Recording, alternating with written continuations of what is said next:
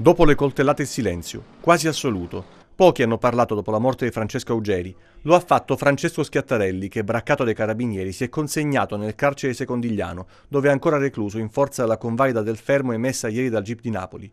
L'indagato ha dato la sua versione dei fatti, così come ha riferito la propria agli inquirenti Raffaele Criscuolo, protagonista insieme a Schiattarelli e Augeri della nottata di sangue.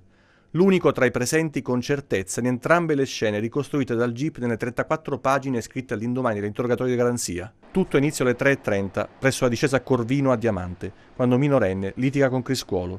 Pare per una spallata. È una cosa di poco conto, ma il ragazzino tira fuori la prima lama e ferisce il 28enne che se ne va sanguinante.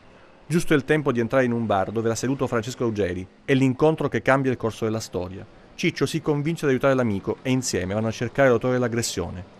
Sono all'incirca le 3:40, il chiarimento si trasforma in qualcosa di molto più violento e Francesco Augeri viene accoltellato almeno 3 volte. Morirà per quelle ferite. Non si sa bene chi sia stato presente alla scena. Un personaggio in particolare, un certo Enzo, avrebbe riferito l'accaduto ad altre persone che stanno aiutando gli inquirenti a mettere insieme le tessere del puzzle.